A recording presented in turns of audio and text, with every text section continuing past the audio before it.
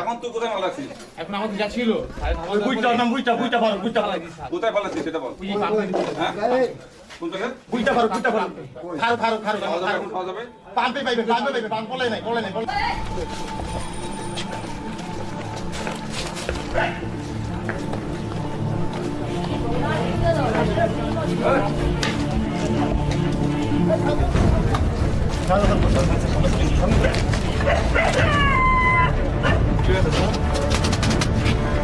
হ্যাঁ, খোলো।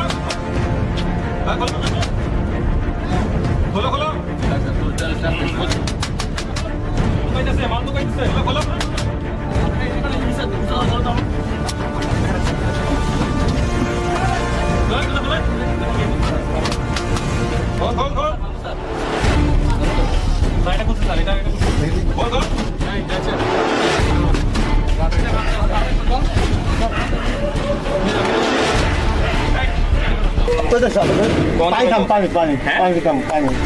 এই অস্ত্র কোথায় চালাইবো?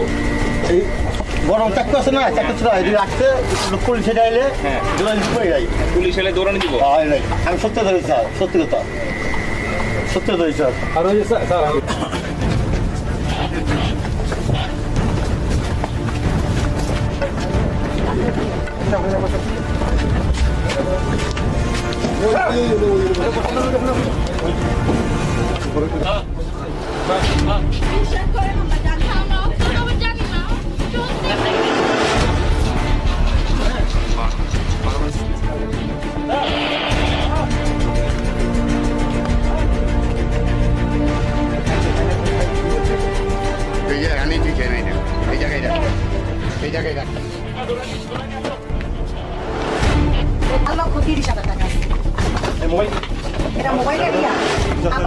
ফোন আছে না না ছেলের কাছে খেয়াল রেখে গেছে এই যে এই টাকা দিয়ে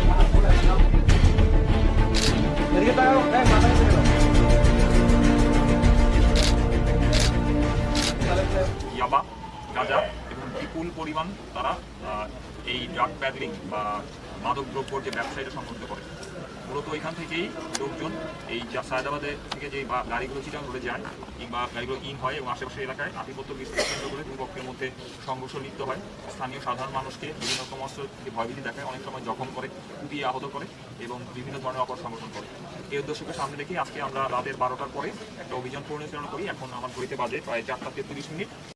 পাম্পে আমাদের কাছে সুনির্দিষ্ট তথ্য ছিল যে এখান থেকে ইয়াবাটা মূলত বিক্রি করা হয়।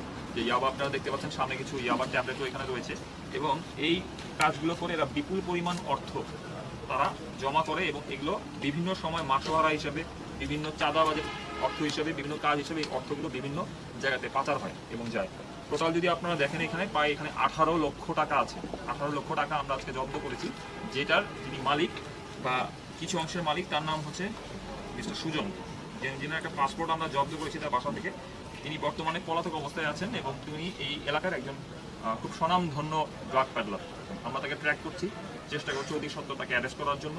এবং আজকে আমরা মোটামুটি এখানে যত দেশীয় অস্ত্র যত কিছু পেয়েছি, যেগুলো এই এলাকাতে তারা বিভিন্ন অভিযানে ব্যবহার করে বা সাধারণ মানুষকে জখম করতে ব্যবহার করে, এগুলো সব ক্লোজ করে আমরা এই আসামিগুলোকে আজকে আমাদের যাত্রাবাড়ি যে থানা পুলিশ